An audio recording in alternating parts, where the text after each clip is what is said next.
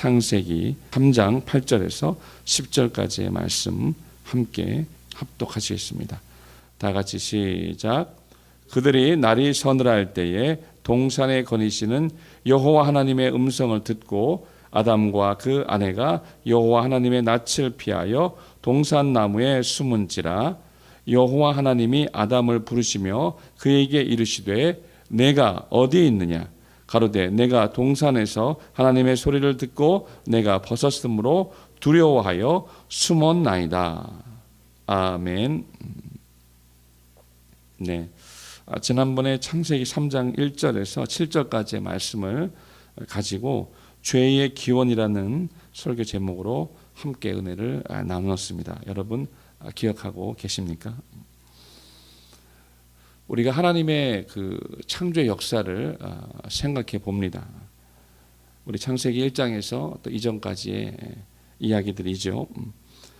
창조의 그 역사 가운데서 여러분 꼭 잊지 말으셔야 할 것들, 에덴을 창조하신 것과 그 에덴 동산 중앙에 선악과를 두신 것, 이것을 꼭 기억해 주시기를 바랍니다. 그것은 하나님의 선하신 계획 가운데 이루어진 것이라고 말씀을 드렸습니다. 그렇습니다. 하나님께서 인간을 창조하실 때 하나님의 형상을 따라 창조하셨고 그들을 낙원의 땅이죠. 에덴이라는 뜻 자체가 낙원의 땅 에덴으로 인도하셔서 거기서 경작하며 거기에 있는 모든 것들을 다스리며 또 누리며 살게 하셨습니다. 그리고 거기서 하나의 금지 명령인 선악과 계명을 이제 그들에게 주신 것이에요. 그 이유가 무엇이라고 했죠? 그 이유는 그들이 하나님을 잊지 않고 기억하게 하시기 위함이라고 말씀을 드렸습니다. 왜냐하면 그 명령을 주신 분, 그 명령을 내리신 분, 바로 그분이 그 아담의 입장에서 볼 때 아담 내 위에 하나님이 계시다. 그 명령을 내리신 이가 있다. 하나님이 너를 지으신 창조주가 되신다. 하나님이 주인이시다. 너는 피조물이다. 이것을 잊지 않게 하려고 분명히 알고 기억하고 그것을 신앙하게 하기 위함이었다는 것입니다. 그러니까 인간은 결국 하나님께 매여있는 존재라는 것이죠. 하나님께 매여있고 하나님께 순종해야 살아갈 수 있는 존재임을 그 선악과 계명을 통하여 알게 하신 것입니다. 여러분 이런 생각을 많이들 해보셨죠? 선악과가 없었더라면 그러면 인간의 죄의 문제는 처음부터 없지 않았을 것 아닌가, 이런 또 질문들을 우리가 많이 받고 또 생각을 하게 됩니다. 그렇다면 조금 더 곰곰하게 한번 생각을 한번 해보세요. 선악과가 없었고 선악과 계명이 없었다면, 아니 선악과는 주셨는데 선악과 계명을 주지 않으셨다면 어떻게 되었을까요? 동산에 있는 모든 각종 나무의 실과는 다 내 임의로 내 마음대로 먹어도 된다. 이 공간 안에 있는 모든 것들을 내가 다 누려도 된다. 그러나 선악을 알게 하는 나무의 실과는 내가 먹지 마라. 내가 먹는 날에는 정령 죽으리라 말씀하셨는데 그 말씀이 없었다면, 선악과도 내가 얼마든지 임의로 먹어도 좋다 이렇게 말씀하셨다면, 그러니까 하나님과 아담 사이에 어떠한 계명도 없었다면, 그렇다면 그들은 어떻게 되었을까요? 예, 물론 하나님의 친밀한 교제 가운데 그들이 행복한 삶을 살았을 수도 있었습니다. 그렇지만 사단의 경우를 좀 생각을 해보았습니다. 사단은 어떻게 타락하게 되었습니까? 우리가 에스겔서 28장과 이사 14장에서 사단의 그 타락의 형성, 타락의 과정들을 아마 많은 우리 성도분들께서 많이 배우시고 잘 알고 계실 것입니다. 그는 지혜가 충족했고, 에스겔서 28장에 보면 그는 지혜가 충족했고 온전히 아름다웠다 이렇게 기록되어 있어요. 모든 길에 완전했다. 그래서 아름다웠기 때문에 그의 마음이 교만해졌다 이렇게 말씀하고 있습니다. 이사야서 14장에도 그래서 그가 마음이 높아져서 하늘에 올라 하나님의 뭇별 위에 나의 보좌를 높이겠고 지극히 높은 자와 비길 것이다 이렇게 기록되어 있습니다. 그러니까 결국 사단의 그 타락의 모든 근원이 무엇입니까? 하나님과 동등되어 버리는, 하나님과 비겨 버리는 그의 마음의 욕심과 교만 때문이었다는 것을 우리는 잘 알고 있습니다. 하나님이 그렇게 완벽하게 지으셨었어요. 그렇지만 모든 것에 완벽했던 그가 하나님을 향한 욕심과 교만을 그가 가지고 타락해졌다는 것이죠. 그 생각을 한번 해봅니다. 아담도 하나님이 하나님의 형상을 따라 지으셨어요. 하나님의 속성들이 그에게 부여되었습니다. 여러분, 아담이 얼마나 지혜롭고 똑똑한 사람이었는지 아시죠? 참고로 우리가 창세기 그 2장을 보시면 그 19절과 20절의 그 말씀을 잠깐만 제가 읽어드릴게요. 이 창세기 2장 19절 20절에 어떤 이야기가 나오냐면 아담이 각종 새와 그 짐승의 이름을 짓는 그 부분이 나와 있어요. 여기 읽어드릴게요. 여호와 하나님이 흙으로 각종 들짐승과 공중의 각종 새를 지으시고, 이게 하나님이 들짐승과 공중의 새를 흙으로 지으셨죠. 그리고 그 다음에 아담이 어떻게 이름을 짓나 보시려고 그것들을 그에게로 이끌어 이르시니 아담이 각 생물을 일컫는 바가 곧 그 이름이라. 아담이 모든 육축과 공중의 새와 들의 모든 짐승에게 이름을 주니라. 그러니까 아담이 모든 육축과 새와 짐승에게 이름을 지어줍니다. 우리 뭐 그 다음에도 보시면 나오지만 자기 갈비뼈에서 취한 여자도 하와라 이름하였으니 이렇게 하와 이름도 짓지 않습니까? 자, 이것은 아담이 얼마나 지혜롭고 똑똑했는가, 그러니까 지능이 얼마나 높았는가를 알 수 있는 대목입니다. 이 지구상에 새와 동물이 어마어마하게 많습니다. 그러나 각각의 모든 이름들을 다 가지고 있죠. 그러니까 하나님께서 지상의 모든 짐승과 새 이름을 지을 수 있을 정도의 지혜를 아담에게 주신 것이에요. 그것은 곧 지혜와 지식의 근본이신 하나님을 닮아서 그가 창조되었기 때문입니다. 그래서 아담이 각종 짐승과 새의 모든 특징과 개성을 잘 파악해서 이름을 지었다는 것이죠. 그래서 여러분 각종 동물이나 새들의 이름을 보면 구체적으로 아담이 사용했던 언어도 매우 풍부했다는 것을 우리가 잘 알 수 있습니다. 맞아요.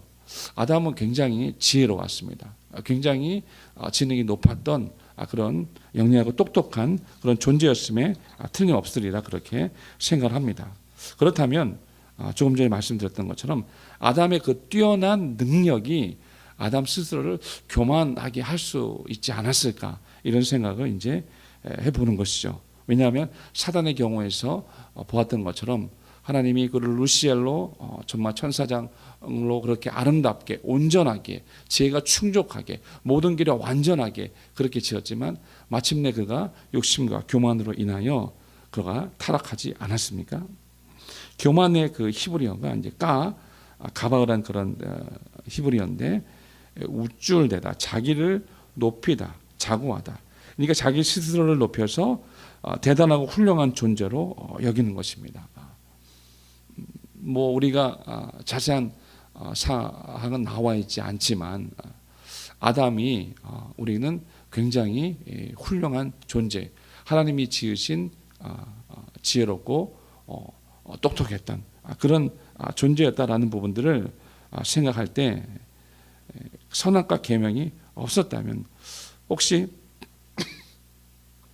하나님의 하나님 되심을 그가 그의 출중한 아름다움과 뛰어난 능력으로 인하여 혹시 잃어버리지 않았을까, 잊을 수도 있지 않았을까라는 부분도 한번 생각해 보았습니다. 그래서 그런 의미에서 볼 때 선악과 계명이 있었다는 것 자체가 그가 하나님을 늘 기억하고 그분이 주인이시고 그분이 창조주이시고 나는 그분의 지으신 피조물이고 그가 주인이시면 나는 그분의 종이며 나는 그분께 순종하며 그의 말씀을 듣고 순종하며 살아야 할 그런 자이지 라고 그가 선악과 그 나무를 볼 때마다 그것을 잊지 않고 살아갈 수 있었다는 것입니다. 그런 의미에서 선악과 계명 자체는 오히려 아담을 보호해주고 있었다라고 이렇게 말씀할 수 있습니다. 그래서 사단이 그 유혹할 때 아담을 유혹하지 않았잖아요. 하와를 유혹했어요. 지난번에도 그 말씀을 이제 드렸습니다. 직접적으로 아담을 유혹했을 경우 사단이 굉장히 영리한 하나님이 지으신 들짐승 중에 매우 간교한 짐승이라고 이제 나오는데요. 사단이 아담에게 직접 시험을 주고 유혹을 했다면 아담은 과감하게 거부하고 물리칠 수 있을 가능성이 훨씬 높지 않았을까. 하나님으로부터 직접 그 계명을 받았기 때문에요. 그런데 하와는 그렇지 않았어요. 아담에게서 들었어요. 아담에게서. 하나님이 그렇게 말씀하셨다라고 아담에게서 또 듣지 않았습니까? 간접적으로 들은 것이죠. 그렇기 때문에 아담과 하와에 있어서 조금 더 연약하고 조금 더 간접적으로 하나님의 말씀을 알고 있었던 하와를 통하여 그 시험과 유혹을 펼친 것이 않았는가, 이런 생각을 이제 해보게 되는 것이죠. 그렇지만 결국 중요한 것은 뭐냐면 이제 그 하나님이 주신 선악과 계명을 어기게 된 것인 거죠. 사단의 유혹을 마음 가운데 받아들였습니다. 하와가 사단의 유혹을 마음 가운데 받아들였어요. 우리 지난번에 한번 말씀을 우리 나눴지만 창세기 3장 1절 중반부 이하에 보면 뱀이 여자에게, 아담이 아니었어요, 여자에게 물어가로되 하나님이 참으로 너희더러 동산 모든 나무의 실과를 먹지 말라 하시더냐. 굉장히 질문 자체가 많이 꼬아져 있죠. 여자가 뱀에게 말하되 동산 나무의 실과를 우리가 먹을 수 있으나, 이렇게 이야기를 하면서 이제 사단의 그 유혹을 마음 가운데 받아들이고 그와의 교제를 허락하는 모습을 볼 수 있습니다. 사단의 유혹을 마음에 받아들인 결과는 어떻게 됩니까? 네, 하나님의 그 말씀, 하나님의 그 말씀에 대한 왜곡이 생기기 시작합니다. 왜냐하면 사단이 그의 마음을 지배하기 시작했기 때문에 그렇습니다. 그래서 2절 이하에 보시니까 여자가 뱀에게 말하되 동산 나무의 실과를 우리가 먹을 수 있으나 동산 중앙에 있는 나무의 실과는 하나님의 말씀에 너희는 먹지도 말고 만지지도 말라 너희가 죽을까 하노라 하셨느니라. 이렇게 이제 사단에게 답변하는 하와의 모습이 나와 있습니다. 결국 무엇입니까? 사단은 하나님이 참으로 먹지 말라 하시더냐 이렇게 물었어요. 그리고 하와가 하나님의 말씀에 먹지도 말고 만지지도 말라 너희가 죽을까 하노라 이렇게 답변을 했습니다. 그러니까 뱀이 여자에게 이르되 너희가 결코 죽지 아니하리라. 너희가 그것을 먹는 날에는 너희 눈이 밝아 하나님과 같이 되어 선악을 알 줄 하나님이 아심이니라. 자, 이렇게 사단의 유혹을 마음에 받아들이게 된 것입니다. 하와가 사단의 그 유혹에 마음을 열었고 사단이 그의 마음을 지배하기 시작하였고, 그래서 사단의 생각과 사단의 그 말이 그를 지배하기 시작했습니다. 사단의 그 생각이 첨가돼서 하나님의 말씀의 뜻을, 본 뜻을 흐리게 한 것이죠. 약화시킨 것입니다. 그래서 대담하게 이제 선악과를 직접 따먹게 된 것입니다. 이것은 무엇을 말하는 것입니까? 죄를 짓게 된 것입니다. 죄를. 이제 하나님 앞에 있었던 그 두 사람이 하나님 앞에 죄를 짓게 됐습니다. 선악과 계명을 어기고 불순종하게 된 것이죠. 자, 그렇다면 지난번도 말씀을 드렸습니다. 사단이 선악과를 따줬습니까? 아닙니다. 하와 자신이 직접 따먹었습니다. 그의 자유의지에 따라 판단하고 행동한 것입니다. 창세기 4장 7절에 가인과 아벨의 그 경우 우리가 잘 들으셨죠. 죄의 소원은 내게 있으나 너는 죄를 다스릴지니라 라고 하나님께서 가인에게 말씀하셨죠. 마음 가운데 그 분노가 가득해서 아벨을 죽이려고 했어요. 왜? 하나님께서 자기의 제사는 받지 아니하시고 아벨의 제사는 연락하신 것을 보고 너무나 마음에 분노가 일어났고 가인을 죽이고자 하는 마음이 생겼죠. 그것은 무엇을 의미합니까? 사단이 그의 마음을 지배했다는 것인데, 그 하나님께서는 그 다음에 분명히 가인에게 뭐라고 하셨냐면 죄의 소원은 내게 있으나, 하나님이 이미 다 그 마음을 들여다보시고 하셨죠. 그러나 너는 죄를 다스릴지니라고 말씀했습니다. 죄를 다스릴 수 있었다는 것입니까? 없었다는 것입니까? 그의 자유의지에 따라 판단하고 결정할 수 있는 결정권이 가인에게는 있었습니다. 그런데 그것을 사용하지 않았습니다. 그는 죄를 다스리지 못하고 동생인 아벨을 죽이고야 말았죠. 오늘 본문에서도 마찬가지입니다. 자, 하나님 앞에 선악과 계명을 어기고 선악과를 따먹고 죄를 짓게 됐습니다. 그렇다면 어떻게 됩니까? 이 죄를 짓게 된 그 원인은 무엇 때문입니까? 네, 욕심과 교만 때문입니다. 아까 사단의 타락 과정과 흡사합니다. 아니, 똑같습니다. 처음부터 선악과가 아름답고 탐스러워 보였던 건 아니었을 거라고 생각합니다. 사단의 유혹이 그의 생각과 마음을 지배하기 시작하면서 선악과를 다시 보니까 보암직도 하고 먹음직도 하고 탐스러워 보이게 되었다는 것이죠. 그것을 요한 1서에서는 어떻게 말합니까?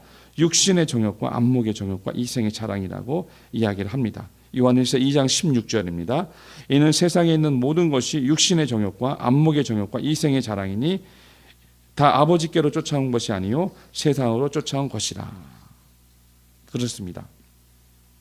사단의 타락도 그 피조물의 신분과 그 위치를 망각하고 하나님과 같이 되는 생각이 있었어요. 예. 하와도 역시 마찬가지였습니다. 하와의 말을 듣고 선악과를 함께 따먹은 아담도 역시 마찬가지였습니다. 그들 마음 가운데 있었던 그 욕심과 교만, 그 중심에 무엇이 있습니까? 사단의 유혹의 말, 하나님과 같이 되려는 그런 생각이 있었다는 것이죠. 이것은 하나님 앞에 불순종한 것뿐만 아니라 하나님을 반역한 죄가 되는 것입니다. 그들의 신분을 망각했다라는 것이죠. 하나님과 같이 되려는 생각이 또 그들이 들어왔다는 것이죠. 사단의 생각이 감염된 것입니다. 사단의 생각과 사단의 정신이 그들에게 물들여지게 된 것입니다. 결국 죄를 짓게 된 아담과 하와는 이제 하나님과의 선악과 계명, 그 언약을 깨뜨려 버리게 됐습니다. 하나님의 주권을 거부하고 그들 자신이 그 자리를 차지하고자 했습니다. 하나님 앞에서 불순종한 이 죄는 하나님 앞에 반영의 죄가 됩니다. 자, 이제 죄를 지은 이후 그렇다면 이제 아담과 하와는 어떤 삶의 자세와 태도를 갖게 됩니까? 그것을 한번 우리가 보시겠습니다. 자, 오늘 본문 말씀 보시면 하나님께서 그들을 부르십니다. 오늘 8절 말씀, 그들이 나들이 서늘할 때에 동산에 거니시는 여호와 하나님의 음성을 듣고, 그 음성은 아담과 그 아내 하와를 부르시는 친절하고 온유한 음성이었을 것입니다. 그런데 여호와 하나님의 낯을 피하여 동산나무에 숨은지라. 하나님은 그들을 사랑의 음성으로 친절하게 부르시는데 하나님의 음성을 들은 아담과 하와는 오히려 하나님의 얼굴을 피하여 동산나무 사이에 숨었다라고 말씀하십니다. 자, 이것은 어떤 모습입니까? 아담과 하와가 죄를 짓기 전과 죄를 지은 이후의 삶의 모습과 자세와 태도를 보시기 바랍니다. 여러분, 죄를 짓기 이전에 아담과 하와에게 이런 모습이 있지는 않았어요. 창세기 2장을 전체적으로 이렇게 살펴보시면 하나님이 동방의 에덴의 동산을 창설하시고 지으신 사람을 거기 두시고 여호와 하나님이 그 땅에 보기에 아름답고 먹기에 좋은 나무를 나게 하셔서 그들이 그것을 지키며 다스리게 하셨어요. 그러니까 2장 전체를 이렇게 우리가 살펴보시면 거기에 이제 하와도 주셔서 또 아담의 그 고백, 내 뼈 중에 뼈, 살 중에 살, 이런 고백을 하면서 그들이 벌거벗었으나 부끄러워 아니하면서 그렇게 2장을 보시면 하나님과 동행하며 하나님과 친밀한 교제를 함께 누리며 그곳에서 행복하게 살았던 모습들을 볼 수 있어요. 그렇지만 죄를 지은 이후가 됩니다. 죄를 지은 이후에 하나님을 피합니다. 여러분, 죄를 지은 사람의 특징이 무엇입니까? 하나님을 피합니다. 하나님을 멀리하게 된다는 것이죠. 하나님이 멀리 하시는 겁니까? 죄를 지은 사람이 하나님을 멀리하는 것입니까? 죄를 지은 이가 하나님을 멀리하게 되는 것입니다. 죄를 지은 이가 하나님을 피하게 되는 것입니다. 오늘 본문 말씀에 그렇게 정확히 나와 있습니다. 하나님이 그들을 부르시는데 그들이 하나님을 피하게 된 것입니다. 9절의 말씀이 이어집니다. 여호와 하나님이 아담을 부르십니다. 그에게 이르시되 내가 어디 있느냐. 자, 내가 어디 있느냐라고 아담을 부르십니다. 아담을 사랑하시고 하와를 사랑하시는 하나님께서 아담과 하와와 친밀한 교제를 나누기 위하여 그들의 이름을 부르시는 것이죠. 아담 내 이놈, 내가 어디 있느냐 이렇게 부르셨을까요? 아닙니다. 하나님은 변함없이 그분의 자애한 음성으로 그들을 부르신 것이에요. 자, 10절 보십니다. 가로되 내가 동산에서 하나님의 소리를 듣고 내가 벗었으므로 두려워하여 숨었나이다. 그들 스스로 지금 두려워하고 있습니다. 그들 스스로 하나님의 낯을 피하여 숨었습니다. 그것이 죄를 지은 자들에게 나타나는 공통된 특징이라고 할 수 있습니다. 그것은 무엇을 말하는 것입니까? 그들에게 두려움이 찾아온 것인데요. 죄인, 곧 죄인의 생명의 근원이신 하나님 앞에 나아가지 못하기 때문에 그렇습니다. 그분의 거룩과 그분의 영광 앞에 설 수 없기 때문에 그렇습니다. 그렇죠. 죄를 가지고서 하나님과 교제할 수 있습니까? 교제할 수 없습니다. 이것은 하나님과의 단절을 의미합니다. 하나님과의 단절. 그러니까 죄의 결과가 무엇입니까? 하나님과의 단절을 의미하는 것입니다. 이제 그 죄의 담이 하나님과 그들 사이를 가로막는 장애물이 된 것입니다. 그로 인하여 나타난 현상은 무엇입니까? 그들에게 두려움이 생긴 것입니다. 하나님 앞에 하나님을 피하고 하나님께 가까이 나아갈 수 없는, 이제 자신들이 범죄했다라고 하는 그런 의식, 자의식이죠. 그들이 하나님 앞에 죄를 지었다고 하는 죄의식과 그리고 그 두려움으로 인하여 찾아오는 심판에 대한 공포감이 그들에게 나타나게 된 것이라고 그렇게 말씀드릴 수 있습니다. 죄는요, 하나님과 인간 사이의 교제를 단절시킵니다. 그래서 하나님의 낯을 피합니다. 그렇지만 오늘 본문에서 보시는 것처럼 하나님의 낯을 피한다고 해서 하나님을 피할 수 있습니까? 피할 수 없습니다. 하나님께서 아담을 부르시는데 그들의 동산나무 사이에 숨었다고 그랬어요. 동산나무에 숨었다고 해서 하나님이 그들을 찾지 못하십니까? 그렇지 않습니다. 하나님은 아담 부부를 능히 찾아내실 수 있는 분이시죠. 그들은 죄를 지면서도 사람들과 성령을 속인 아나니아와 삽비라 부부를 찾아내시죠. 그들은 다시스로 향하는 배, 그 배 밑장에 숨어있던 요나를 찾아내실 수 있는 분이십니다. 시편 139편 7절 8절에 이렇게 말씀이 기록되어 있습니다. 내가 주의 신을 떠나 어디로 가며 주의 앞에서 어디로 피하리이까? 내가 하늘에 올라갈지라도 거기 계시며 음부의 내 자리를 펼지라도 거기 계시니이다. 그렇죠. 하나님의 낯을 피할 수 있는 사람은 이 세상 어느 곳에도 없습니다. 하나님이 그들을 능히 알고 계시고 찾아내실 수 있기 때문에 그렇습니다. 그렇기 때문에 오히려 피하지 말고, 대처하는 방법은 피하지 말고 하나님 앞에 그 죄를 고백하며 회개하는 것입니다. 그분의 용서를 구하는 것입니다. 그것이 지혜인 것입니다. 그것이 믿음인 것입니다. 여러분, 죄를 지은 그 결과 하나님과 단절되었습니다. 그로 인하여 나타난 그 궁극적인 결과는 어떻게 됩니까?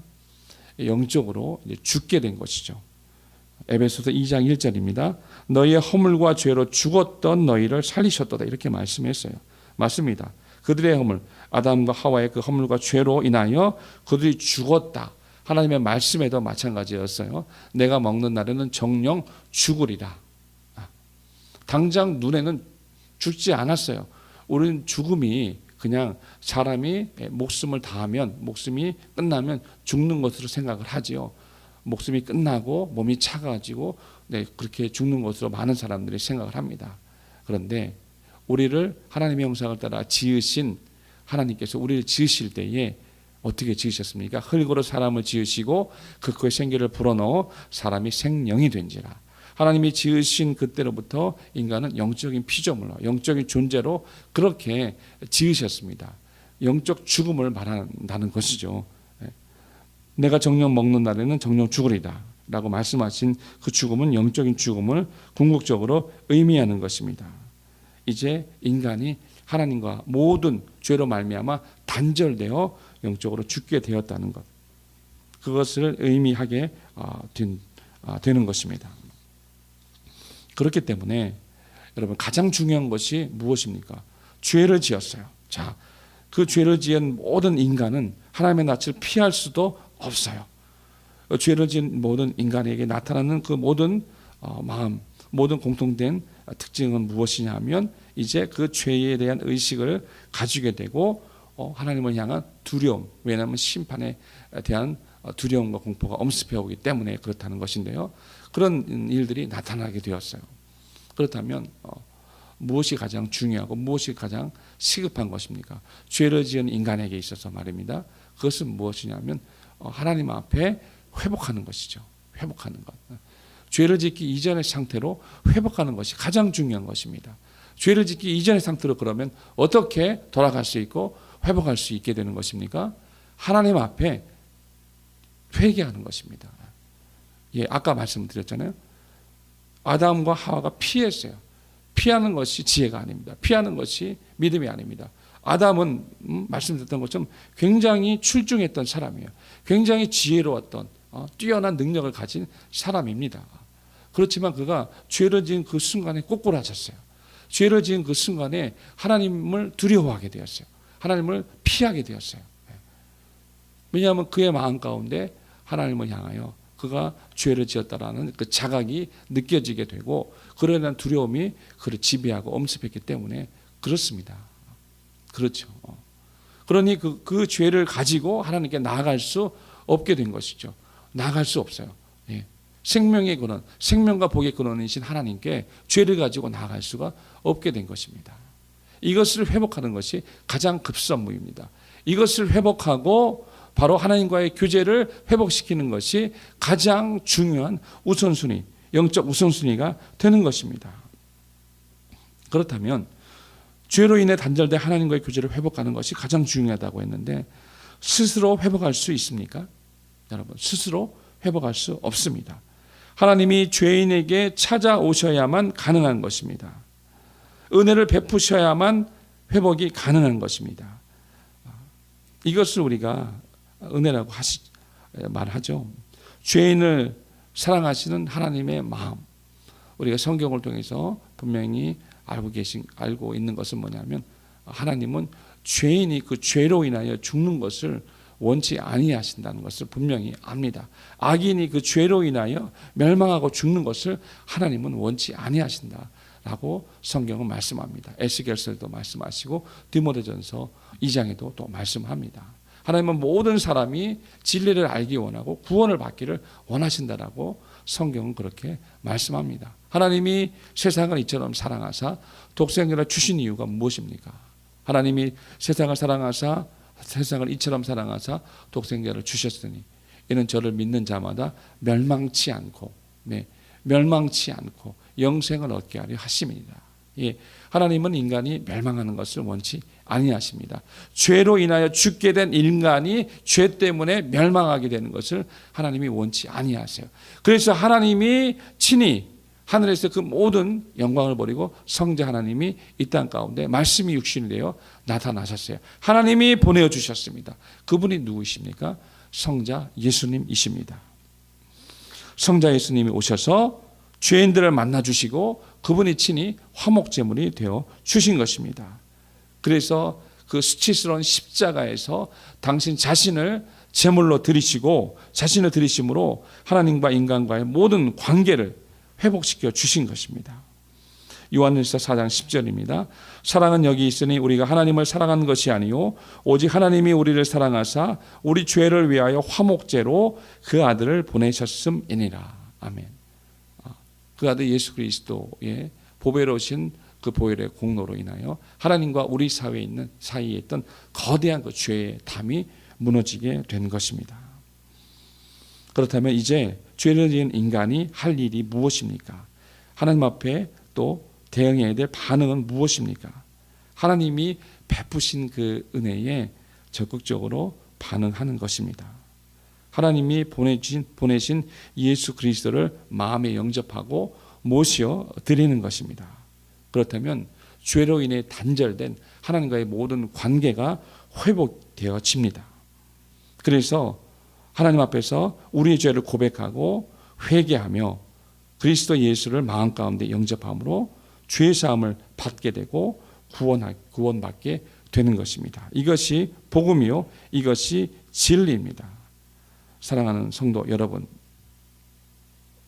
하나님은 지금도 변함 없으십니다. 아담과 하와로 말미암아 죄가 이제 세상에 들어왔죠.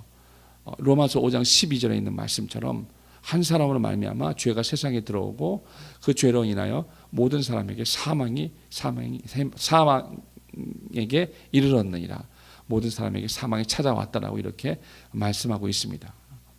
지금 이 온 세상을 이렇게 살펴보십시오. 지금도 여전히 죄로 인하여 많은 사람들이 하나님을 알지 못한 채 또 어떤 이들은 하나님을 원망하고 대적하면서 죄 가운데 죽어가고 있는 많은 이들을 우리는 살펴볼 수 있습니다. 여전히 지금도 죄인을 찾아 부르시는 하나님의 음성을 들으시는 우리 모두가 되기를 원합니다. 여전히 지금도 죄인들을 찾아 부르시며 길 잃은 양을 찾아 또 부르시는 목자의 음성을 듣는 우리 모두가 되는 저와 여러분 되시기를 바랍니다. 아담을 향한 하나님의 그 부르심, 아담아 내가 어디에 있느냐라고 부르시는 하나님의 그 부르심은 온 시대와 장소를 초월하여 하나님을 떠난 자들을 향해 외치시는 하나님의 사랑의 음성인 것입니다. 우리가 주의 부르심, 우리를 부르시는 주님의 음성을 듣고 주님 앞으로 나아가 우리의 죄를 고백하고 즉시로 회개함으로 주와의 모든 단절된 교제가 회복되는 거룩한 역사가 우리의 삶 속에도 가득 채워질 수 있기를 우리가 주의 이름으로 함께 권면하고 축원합니다. 할렐루야.